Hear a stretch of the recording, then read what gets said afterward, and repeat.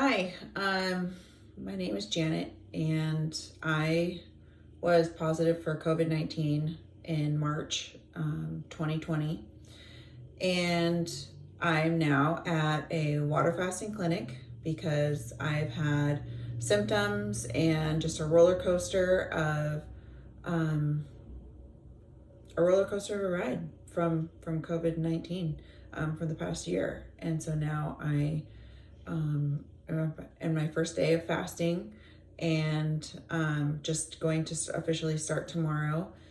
And I'm looking forward to seeing if this works, and maybe if it does, it can really help some of the other long haulers out there, or maybe other people who have had some problems with COVID.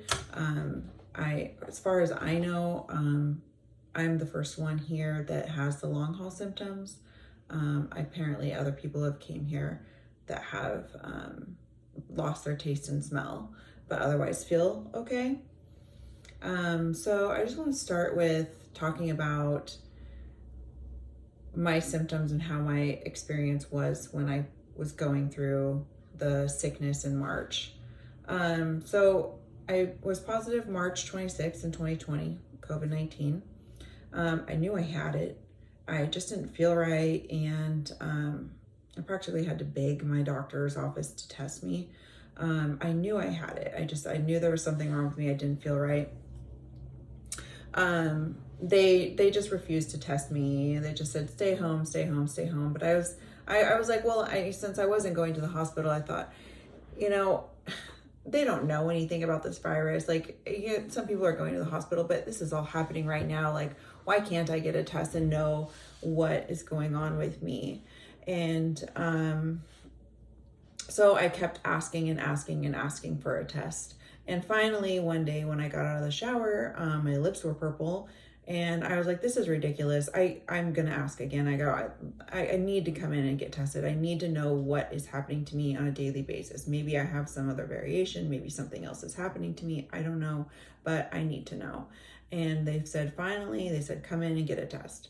And so I did, and I was positive, just like I knew, and begged and spent all this energy while I was sick trying to get care for myself, which was, the first instinct of me, of even knowing that there was a long road of trying to beg for help during the situation.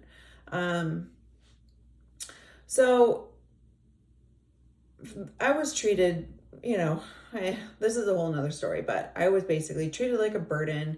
And since I wasn't like hospital status, that I didn't matter, and that I should just go off and sit somewhere and, just figure it out on my own. There's nothing wrong with me because I'm not dying. So that was really frustrating. But a list of things that happened and how I felt, I listed them 2 days after I was positive. I started taking notes. But I had throat pain. It was more like a fire burning sensation in my throat, not just like a regular sore throat. It was like my throat was on fire. And then I had a slight dry cough. I never had a huge cough. I never had any like huge lung problems, like physical lung problems. However, I had shallow breathing and just cardiovascular problems. Like, I couldn't like go too far without having to breathe really hard, or it's like taxing on my system. And so I had severe headaches, I had dizziness, lightheadedness.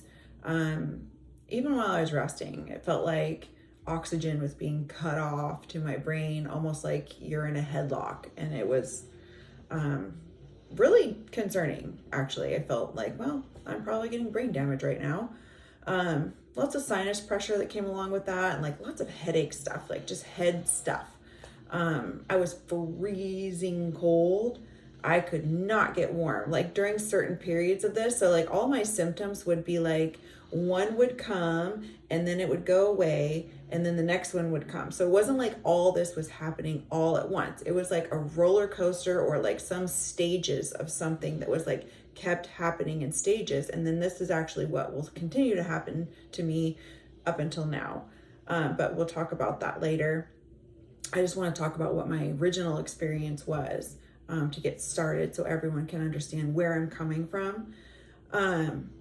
So yeah, I was freezing cold. My hands were so cold, and I would have to take hot showers or hot bath, like soak in a bath at least 2 times a day, just to like warm my body up. And because I couldn't be under the amount of blankets I was under to sit by, a heater, none of that would get my hands warm, and my hands wouldn't work. I couldn't like move them and like type and do just regular activities. I felt like I felt like my hands weren't even there. It was almost like they were not my own hands. I don't know. It's still happening to me, but we'll get to that.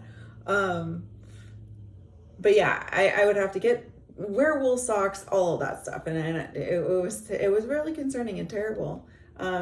Sometimes my toes would go numb, like my little toes. That might've been from like laying around too much. I don't know, but like sometimes my toes would go numb. Sometimes I'd wake up and my leg would be numb. I had lots of numbness and like weird tingliness. I definitely had complete loss of taste and smell. Like 0, 100% 0. I even burnt a pizza because I'd forgotten that I couldn't smell. And, sometimes I rely on just not putting a timer on it, and burnt my son's pizza. Yeah, I was on fire. But yeah, complete loss of taste and smell. Could taste 0, like even salt. Like now I get loss of taste and smell, but I can like still taste things. Weight loss, I definitely had weight loss. I think just because I was eating, but I think just being sick. Lots of shallow breathing, especially when I did any activity. I couldn't really go up too many flights of stairs without really losing my breath and just having to stop and catch my breath, and huffing and puffing. Even when I was resting, that was really concerning to me. However, they tested my lungs. There was never any damage to my lungs. So thankfully it wasn't in my lungs. I believe it was in my cardiovascular system. I believe it was in all of my arteries and veins, most likely, because that has ACE2 inhibitor as well, which apparently that's what they say that it attacks in the lungs. So I think I had it in other places. I definitely had chest pain, especially on the left side. I still have chest pain, especially on the left side. I've been concerned about that. I've told my doctors about it. They don't seem to be too concerned. They want to check my thyroid and give me antidepressants. So I definitely, during that time of COVID, I had stomach pain, especially after I would eat. I had diarrhea. I had muscle aches. My neck hurt, like my muscles and my neck hurt really bad. I had low cognition, poor concentration, memory loss, like short-term memory loss. Like I just couldn't remember yesterday, couldn't remember details, like, what I did, or just like an essence of what even the day. I know the day existed, but details, forget about it. And then towards the end, I started getting a really high anxiety, like turn it up to 11, I called it runaway anxiety. I had,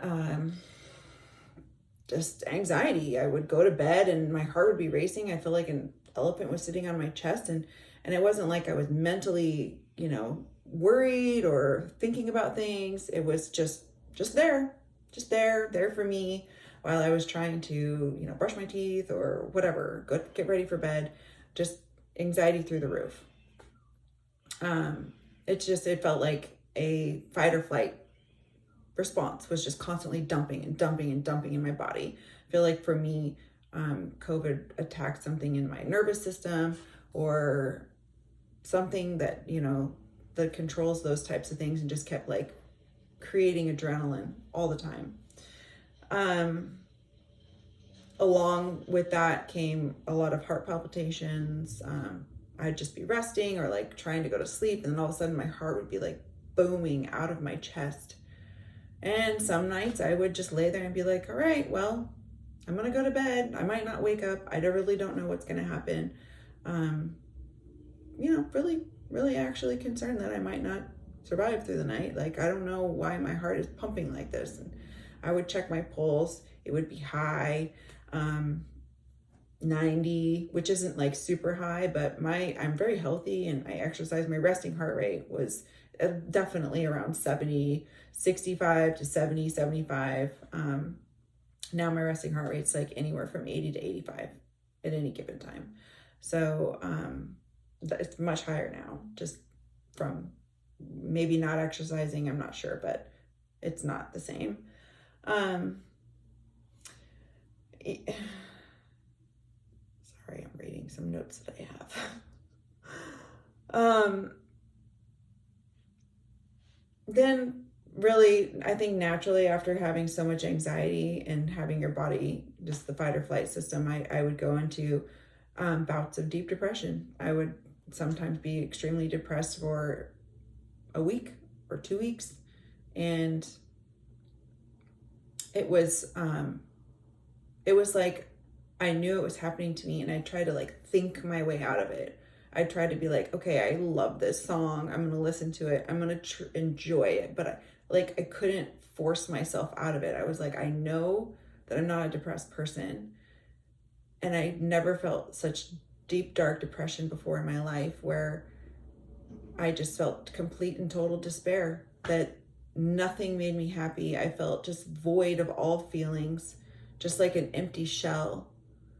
And I tried to make myself happy, like tried to do something that was enjoyable, but it just wasn't there. Like, it was just like a shell. I was just nothing would happen. No emotions, no nothing. It was just an empty shell of a person.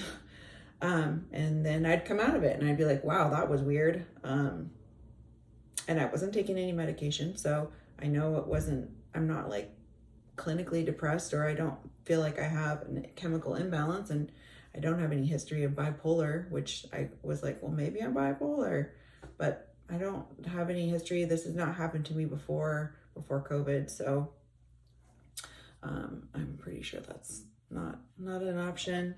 I do think that the fact that I was in college and I was finishing a 4-year degree, I was taking 18 credits at the time I got COVID, and I didn't stop. I did take a little bit of time off, but I did not want to postpone and restart another quarter and do it in the summer or do it at a later date. I didn't know what was happening. I just pushed on. I finished my courses.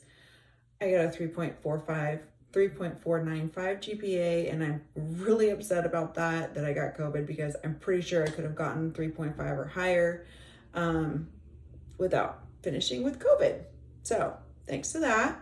But I am still pretty proud of myself that I finished 18 credits and had COVID. I would lay in bed and watch, it was online, so I would watch whatever things that they needed me to watch, or I'd lay in bed with my textbook open sideways and read them, and then shut them and sleep, and then open and read. I mean, that's all I did was sleep and lay in my bed, and then also the schoolwork, and then maybe I would eat.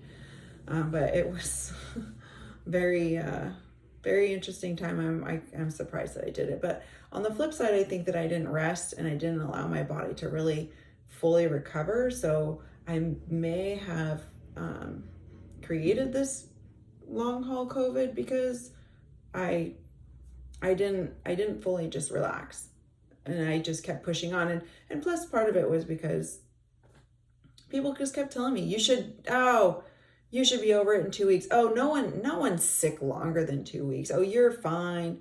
And then, then I went 4 weeks later, the doctor was like, oh, viruses take 4 weeks. You can 4 to 6 weeks to get over. 4 to 6 weeks went by and I was like, still sick. Oh, what are you doing here? You just need to go home and rest. There's nothing wrong with you. Look at all the blood tests. The blood tests are fine. There's nothing wrong with you. Like, there is something wrong with me. Well, why are you here? You're wasting other people's precious time that they could be here, and they're really sick. Like, okay, fine. Well, since that happened, I really have been quiet about my sickness because of the way that I've been treated. Just like, not really, I'm not the type of person who even wants to admit that I'm sick to begin with, and then I don't want to be people to just be mean to me because I have something wrong with me that nobody believes that there's something wrong with me. So that's like my worst fear. But now, I'm tired of it, and I'm seeing that this has actually been the same story with a lot of people who have long haul COVID, and it's been long enough. It's been a year. It's time for me to speak out, and it's time for all of us to be heard. It's time for people to know that there is a real danger if you do get COVID, and that it could affect your life permanently, because I'm not so sure that this is going to be over for me. I'm here at a water fast because I'm really trying to reset my system. I've been here before, and I know that it worked for fatigue, and I know that eating is a huge part of anyone's health, and I know that it will at least help me in some way. So I'm looking forward to it, and I will post another video about my journey in the water fast, and also the next video will be about my journey over the last year and how I've been affected and what I've discovered in hindsight, what was happening to me. And maybe that's something that's happened to you as well. Maybe you can relate to it. So anyone who has any comments or questions or any ideas, or just have any like emotional, just want someone to talk to, just let me know. I'm happy to help give you some solace in knowing that you're not alone, and just kind of be a friend.